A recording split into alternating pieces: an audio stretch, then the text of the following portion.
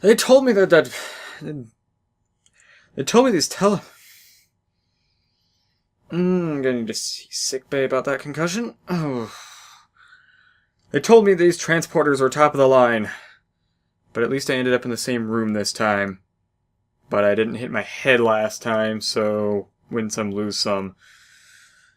I don't know why I'm in command of a space station now. Starfleet sure is on a job-changing spree lately. It's also near Austringer Empire space, and if I find out that's why they reassigned me here, they made me captain, but I don't care. I'm moving back to private contracting. But this is actually perfect. I have a Deep Space Nine game right here, and maybe it'll teach me how to run this forsaken place. Which looks the same as all the other places I've run. Go figure. What? I'm not Linkara. I don't own every Star Trek outfit known to man.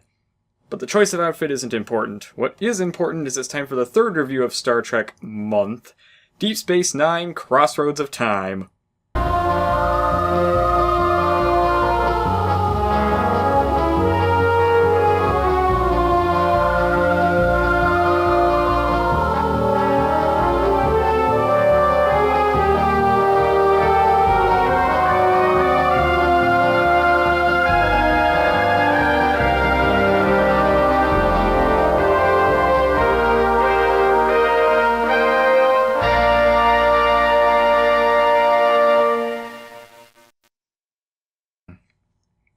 There's actually several Deep Space Nine games, but this one is the earliest, released in 1995 for the SNES and Genesis, only a year after Next Generation on the same consoles, which means that some of the development actually took place before the show even started airing. Now, there's other Deep Space Nine games, but they're for Windows and Macintosh, which means I'll probably get to them at some point, but that's for another time. Now, I don't know a whole lot about Deep Space Nine, to be honest with you, so I'm not really entirely certain how you make a game off of it. I mean, I know you have the space station, you have the wormhole nearby, so you could be managing the station, the crew, the runabouts, the relations with various alien species. That could be fun. Or it could be an adventure game where you have to deal with various situations that crop up on board. Just as long as it's better than the Transinium Challenge, I'd be okay with that. Or it could be a platformer. Oh boy. A bit of an odd choice, but hey, this could be fun. We get to run around as Benjamin Sisko himself, and despite part of the development process taking place before the show even aired, hey, it looks pretty faithful, and that's not enough for a good game, is it? Let's just dive right into Crossroads of Time and see what we're in for.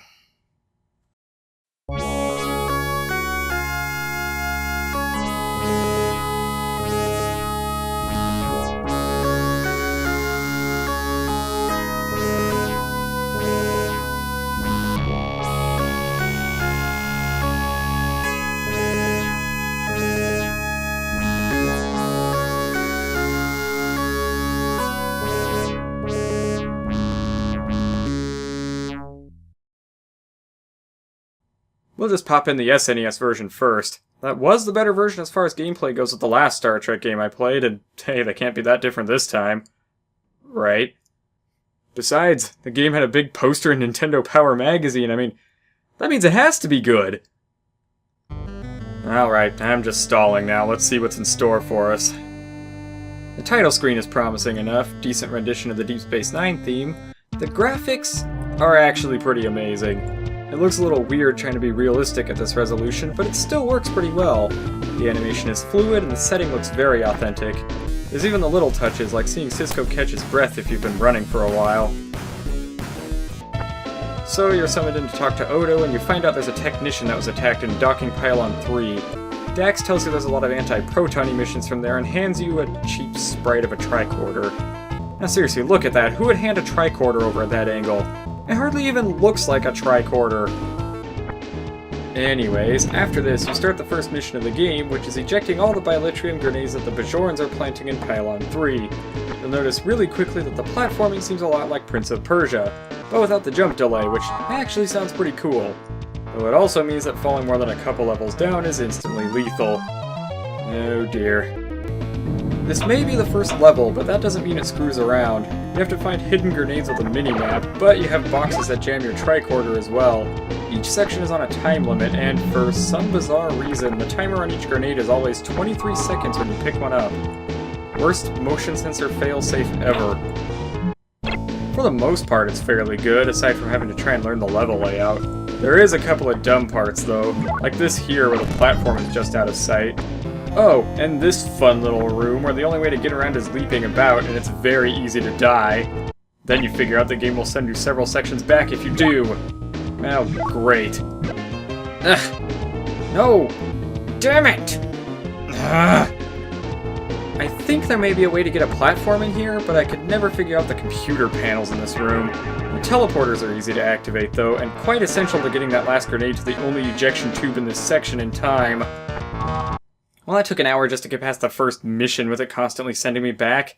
The next mission's gotta be easier, right? Sort of. After having a battle of snark with Gold Gurgi, a Cardassian on board Deep Space Nine, you gather info until you can send Major Kira after the ones responsible, which means flying through the, strange tangled blue mess that is the wormhole. Weird. I haven't seen much of the show, but I doubt it looks like that. If you take a wrong path here, it drains a fair bit of health, and there's no way to tell which ones are the wrong paths the first time around, and it's really easy to bounce around the walls and take off even more health. Also, the music is rather irritating. Actually, it's almost hilariously irritating. After you escape the ear-rapey wormhole of Blue Death, you have to chase after a ship through an asteroid belt. I would make a Star Wars joke here, but you already know which one it's gonna be, so what's the point? Not too hard, just dodge the asteroids and keep shooting. Funny enough, the asteroids can harm the enemy ship too, even after bouncing off your own ship. In fact, I think a good chunk of damage came from splitting asteroids and hitting the other ship with smaller fragments.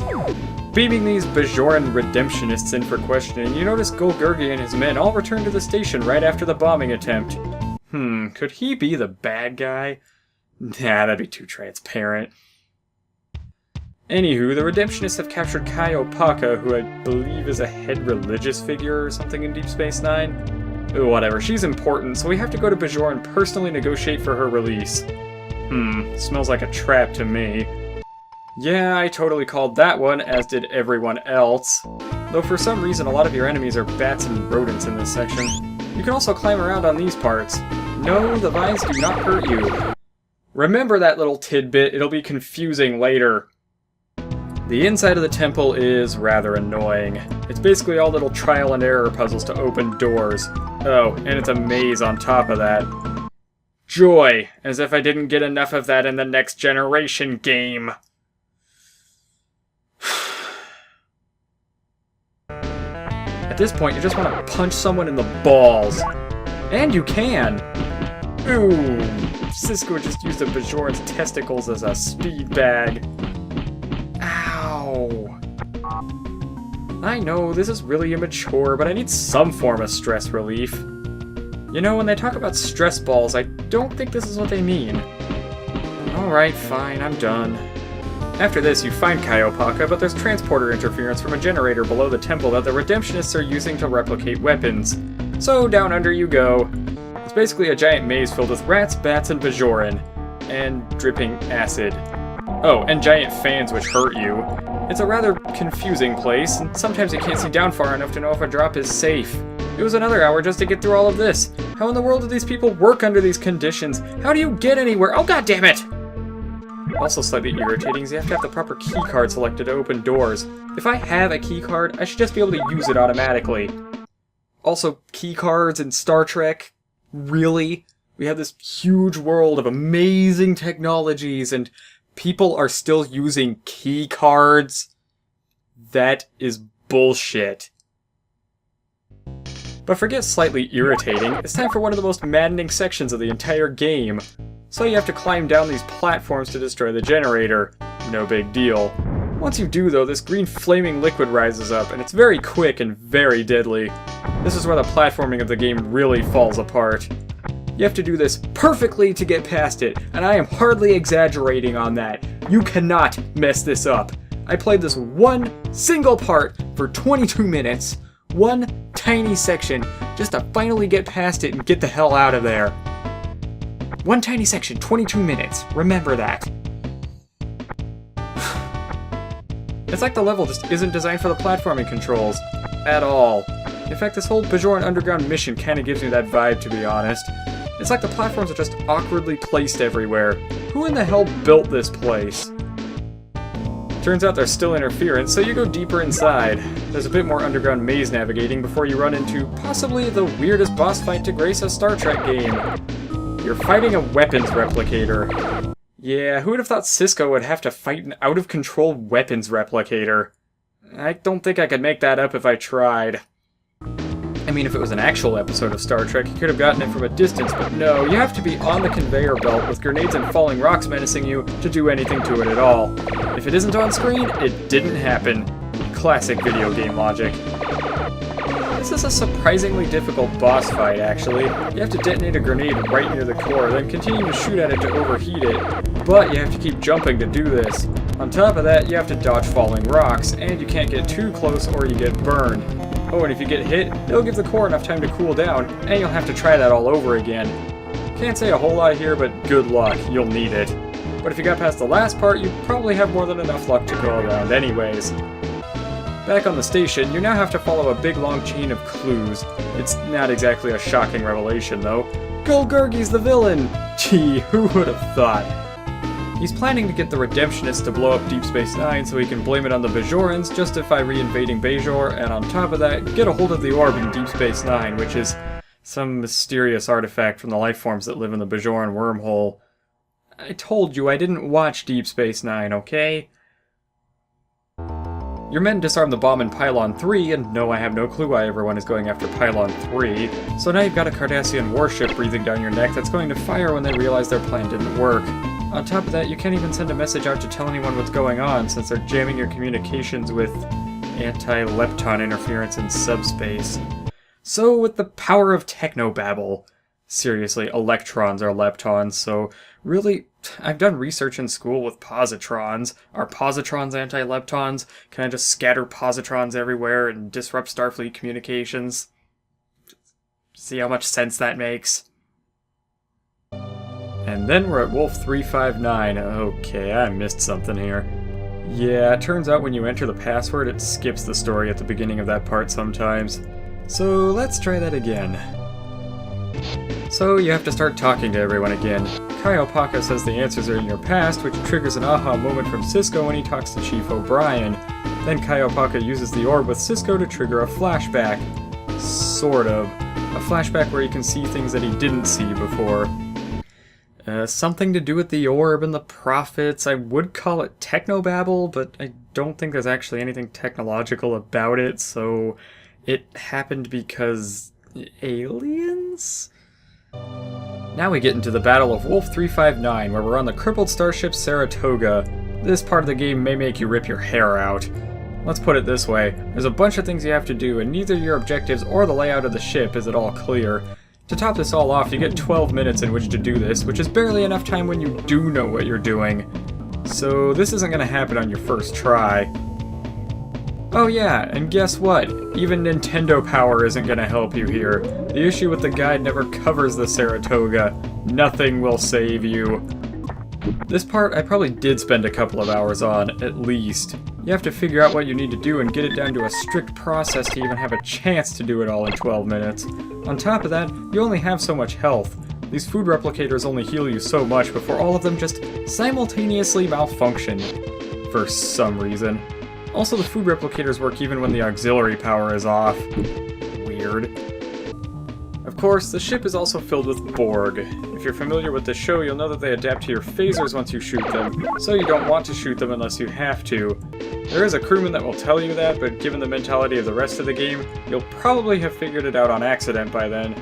Oh, and if you phaser a Borg at the wrong time, it makes things all that much harder, if not impossible.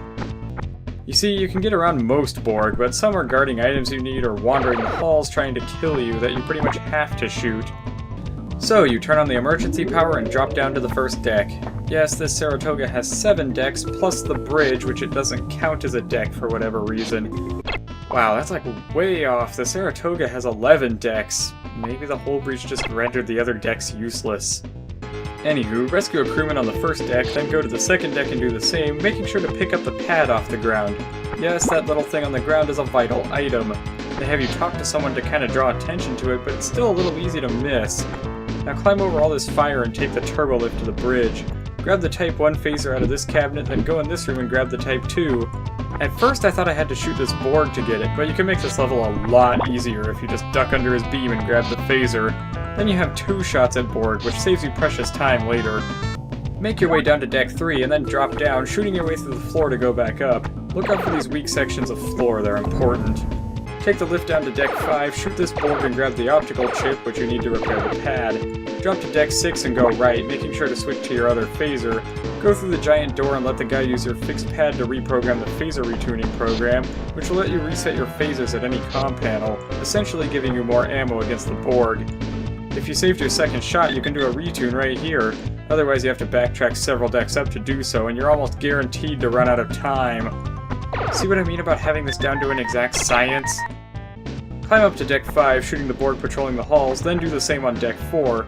You also have to climb up to Deck 3 and get the hypospray from sickbay, then up to Deck 2. Here there's a food replicator, a comm panel to retune your phasers, a crew member you need to revive with a hypospray, and a laser welder which you'll need later. Yeah, you better not miss any of that. Also, I know I'm being really immature again, but you have to use the hypospray right near the guy's face, and it kinda looks like Cisco's teabagging him or something. Anyway, moving on. Go back down to Deck 4, through the doors, then down to Deck 5, shooting out the floor and moving back up to Deck 4 to shut off the auxiliary power to stop these coolant leaks. One problem, shutting off the auxiliary power seals all the doors. Now there is a way to keep the doors open, and if you're really observant, you might have seen it already. Notice how there's these little sensors above the doors, these little teeny tiny things that blink when you go near them? In fact, you can tell if a door will or won't open based on if the sensor's operational or not. Which makes it weird that the way to keep the doors open is to shoot the sensor above the door. I suppose this would also be a good way to keep one-way doors open, wouldn't it? I'm not doing the level again to try and go even faster, though. So, do that to these doors, shoot the 2 Borg in here, retune your phasers and shut off the power. Then go through this big door on Deck 4, turn the power back on, rescue Jake, and shut the power off before you go back out. Which makes me wonder how the other guy got through, but whatever. Then go into this room and power it back on. Phew, now we're getting close. Drop to Deck 5, then to Deck 6, shoot this Borg, then retune your phasers one last time, dropping to Deck 7, shooting this Borg, making your way in here, then shooting this Borg to rescue this crewman to repair the transporters. Immediately to your right are the computers with the information you need. The transporter frequency modulation data to get on the Cardassian ship. Oh yeah, did you forget? That's why we were having this flashback in the first place. Oh, by the way, the flashback kills you if you fail. Is it because it's induced by the orb, or best not to think on it too hard? My advice in making sense of temporal paradoxes is simple. Don't even try.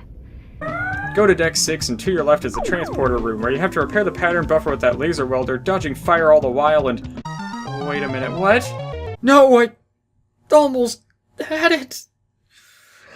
I almost had it! Damn it!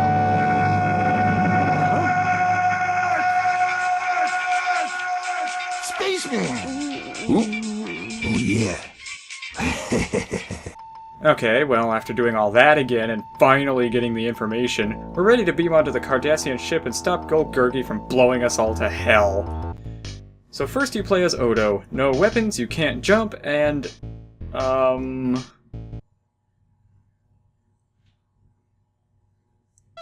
Okay, explanation time. Turns out that Odo is a changeling, so he can change forms and go into a gelatinous state.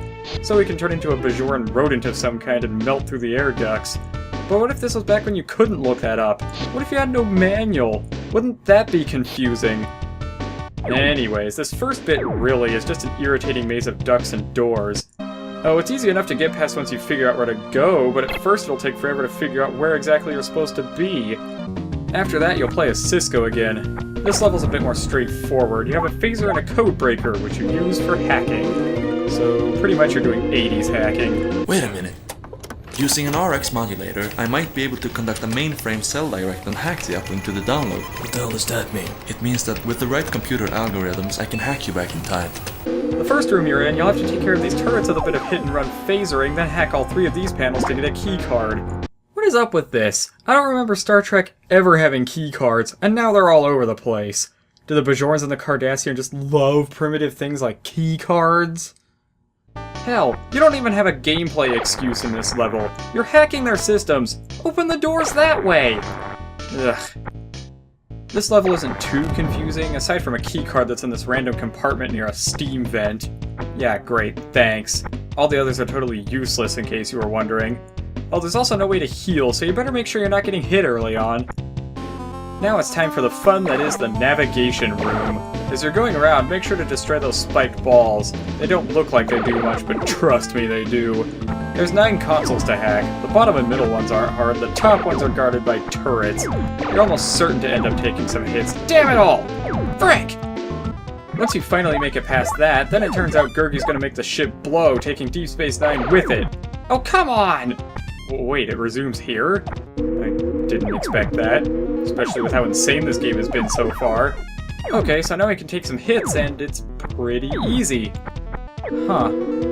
It doesn't give you any time to get rid of the turrets, though, so the only option seems to be to have a bunch of health when you get here. Or just die and continue, I guess. Whichever. With Gul Gurgi's ship completely crippled, some other Cardassians come in and take the guy out. After a small, very skeptical conversation, you see the end of the game. I know better than to expect peace and quiet. After all, this is Deep Space Nine. Well, I know not to expect peace and quiet from anyone playing this game, that's for sure. Wait a minute, look at that designer. They named the villain after a designer? And Maurice Molyneaux. Yeah, I checked, there's no relation to that other game designer, at least as far as I can tell. Huh. Well, that wasn't too bad. Incredibly frustrating at times, but not too bad. The graphics are good, the music is good, the gameplay, for the most part, holds up alright. Now the big question. Can the Genesis version do better? Actually, yeah, it can. Yes, the graphics look a slight bit chunky due to the limited Genesis color palette. Yes, the music cuts out a little on more complex tracks when any other sounds happen, but it really seems like all the problems so far are just due to the Genesis. Switching items is a little awkward too. You have to hold the A button and switch items. Tapping the A button will switch between the 2 most recent items, which at least alleviates most of the problem with that setup. Also, Jake's outfit looks a little bright in this version. It's a bit odd, but it's probably a color palette thing again. Oh, and there's always this one bearded guy in Quark's bar too. He's in the SNES version also, I just never brought it up. You can't talk to him, and he's always in here, just drinking. Nothing else. Can't even talk to him. Who is this guy? What is he? No idea, and yet I kinda wanna know. He kinda looks like a giant dwarf. One thing I notice about this version is it really does do more with less. I mean, look at the cutscenes. All of them are so much better. There's good motion, the camera pans out through space. For the time, these are absolutely amazing. It's like the 16-bit equivalent of Ninja Gaiden. Okay, I'm sure there's better 16-bit cutscenes out there, but compared to the other Star Trek games I've played so far, this is astounding. I'm really getting the impression there's more effort put into the graphics and sound in this version. The only reason the SNES one looks better is the massive color palette. Look at when you get handed a tricorder. It actually looks like you're getting handed a tricorder, and not some sprite of one. So let's do the bomb disposal. Ow! Damn it, the Bajorans are too fast for me to punch in the groin now. Oh, but that was fun. Ah well, phaser it is. Admittedly, I also like the SNES edition of always keeping the map up. In here, you have to scan with the tricorder once in a while to keep it up, and it's kind of annoying. It does have some real sweet password screen music, though, which is also the continued screen music for whatever reason.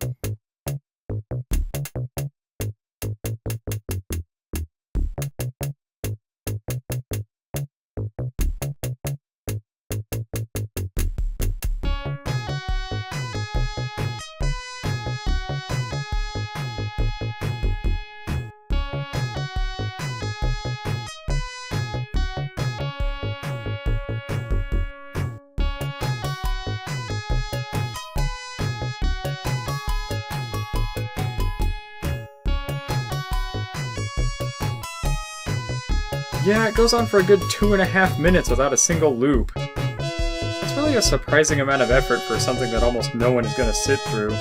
But you totally should. The grenade disposal level isn't too much different, aside from the whole thing running on a continuous time limit rather than one for each section, which makes a bit more sense if they were all planted to begin with. It seems like it's about the same time you'd get in the SNES version overall, so it actually makes it a bit more lenient. Also, the map is pretty long-ranged in this one, so that's pretty nice too.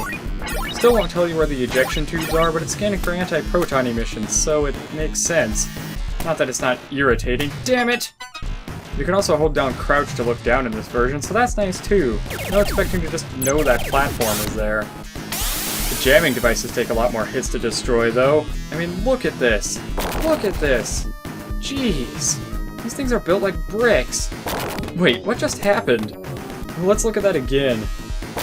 Wow. The jamming device exploded so hard it took out the Bajor on the floor above. Damn, what are they making their jamming devices from? Then again, this is the universe where exploding control panels can kill people. Another thing is that the transporters don't have to pan the camera, so they're quicker. It is nice, although it might be a little disorienting if you forgot where the other transporter is. There is one grenade that's tricky in this last section, though. You either have to climb up to the teleporter and cut it close, or you drop down like this. The platforms are spaced apart in just the right way to prevent fall damage. You're welcome. The NPC sections are about the same, and then we go to the Wormhole section. It's even harder in this version, and the music is just as silly. Oh, and you don't get your health restored when you chase after the ship. Hey, how did that kill me? Classic video game logic. Barely scraped my ship and I exploded. I don't really blame the game for that, it's just good old hitbox detection. Oh well, I get to the wormhole better this time, and how do you survive the trip back anyways? Anywho, you chase after the ship again and wow, this guy doesn't know how to fly at all. I do love the ship sprites in here, they're so much more detailed. Well, aside from the explosions anyways. The SNES version actually did make the ships look like they were beat up, but the sprites look way worse in the SNES version. So I still think the Genesis wins this one. Oh, I should mention, the Klingon that's on Deep Space Nine is speaking actual Klingonese, with different phrases during each segment. If you have the Klingon dictionary, you can actually translate it. Neat little touch. There's even one time where she asks where a bathroom is, to which Sisko responds that he hasn't seen any around here. A sly little jab at the Trek universe's lack of any bathrooms. Now on to the next level. You know that easy bit of platforming before the temple in the SNES version? Well, now it's a frustrating nightmare. Only compounded by having to talk to all the NPCs again when you fail. The harmless vines of the SNES version have turned into thorny death to navigate around. A lot of the jumping requires a precision that this game just doesn't have. I'll admit it's an interesting level, but the fact I have to spend a minute or two before I can even try it again just makes it really irritating. Oh, and you have insta-death water, but only some of it. Some you can walk on. No, there's no way to tell the difference between the two. Ugh. Yeah, don't go in the water. Those things would be enough to kill you, but no, you also have all these jumping bugs, seeds, I don't know what they are. But you have to shoot these or they'll probably hurt you, and this isn't something the imprecise shooting mechanics are good for either. Basically, all the problems of the game compound each other for this part, but this isn't the terrifying part. Oh, far from it. As complex as it is, if you're careful and take your time, it's still pretty doable. Luckily there's a password right after this, and then you have to navigate a more complex temple. If there's a switch somewhere that seems like it has no effect, it's for the big door at the end. All three of the lights on top have to be active for it to open. So after running around here for 15 minutes just trying different combinations, you finally end up underground. You've got all these fans to deal with again, and it's a big maze with key cards and fan switches everywhere.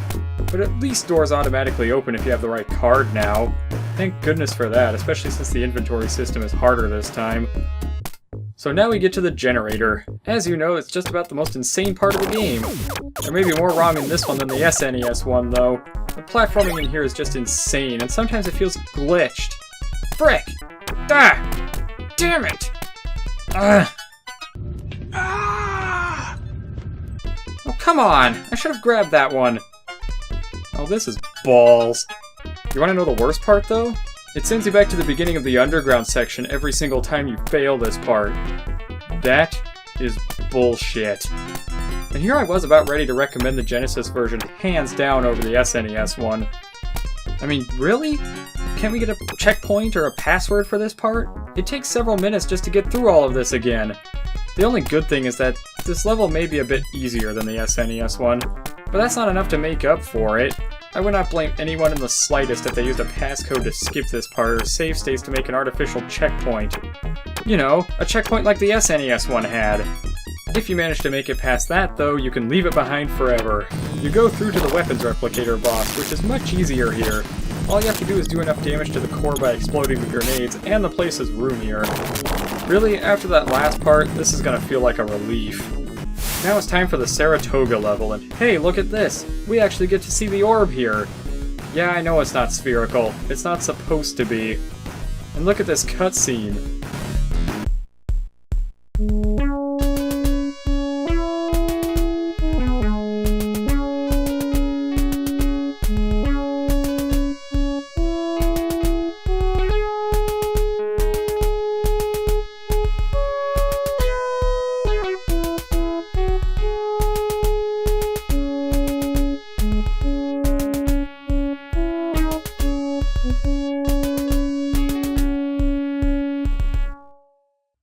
Oh, that is nice.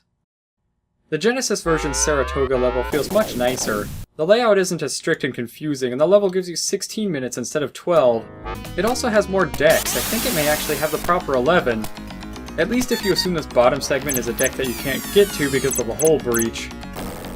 Now, the layout is a bit different, but the same general strategies apply. It's basically a more intuitive, lenient version of the SNES level, and it's actually more like you're figuring out the level here rather than freaking speedrunning it. Yeah, you probably won't get it on the first try, but it's not absolutely infuriating like the SNES one. It even gives you a hint about the auxiliary power if you hit the coolant leak a time or two, and it does way less damage. It's still a hard level, but it feels quite a bit more fair at least. You don't even have to shoot a Borg to get the optical chip to the pad, so you won't get stuck in a totally unwinnable situation. At least not unless a Borg pins you in with no good phasers. Damn it! Funny enough, I accidentally fixed the transporter first on this version and accessed the tactical computers afterwards. If I did that on the SNES version, I'd have been hosed. Now for the last mission, the Cardassian ship. It looks about the same, but some of the turrets are more deadly in this one, following your every move. Also, this wall of guns, which you can normally run past in the SNES version, is now a more deadly obstacle, mainly because the turrets poking out will stop your movement. Luckily, it's a bit easier to get to the navigation room once you know what to hack. The navigation room is quite the challenge, though. These spiked balls are harder to hit and attack quicker. Ow! Hovering spiked balls that ram you? That sounds more like something the Klingons would have. There's also turrets up top that, once again, seem almost impossible to dodge. At least the ones on the outer edges do. Come on! So you've got to get you with a good amount of health. The self-destruct room can be done without a hit if you do it in the right order. This panel can be hacked with a minimum of dodging, and that slows the countdown so that you can take care of a turret and hack the second console. So you save Deep Space Nine, the Cardassians blast Golgurgi, again, and we end with another sweet-looking cutscene. So that's Deep Space Nine, Crossroads of Time. That actually wasn't a bad game. Yeah, there's a couple of really irritating parts and a couple of big flaws in each version, but for the most part it works while staying very faithful to Star Trek, even slipping things in that only some of the more hardcore Trekkies would get. And all this was through a troubled development cycle. Yes, Maurice Molyneaux has an old website that details the problems they had working with Paramount, and also states that Molyneaux was only on the project for 4 months before being asked onto the project again, 11 months afterwards. As such, most of the project didn't really follow his original vision. The Saratoga level was about the only full level he did that made it through, and that was originally supposed to be a 2-part level, where you buy time by ejecting the damaged warp core in the second half. You can still get to Molyneaux's old website nowadays, and there's still a lot of interesting tidbits on the development process there. What I have here are some of the images I was able to get from him. It's amazing to look at, and at the same time it's rather sad, since I can't help but wonder what the game could have been if Molyneaux was kept on the entire time. So if possible, I'd actually recommend getting this game. It's certainly not a shameful thing to own, especially for a Star Trek fan. I just wonder if it could have been taken from being decent to being one of the classics. Unless Molyneaux somehow remakes the game in his original vision, we'll never know. This is Tanara Kuranov signing off. Huh. Nothing happened this time. How anticlimactic.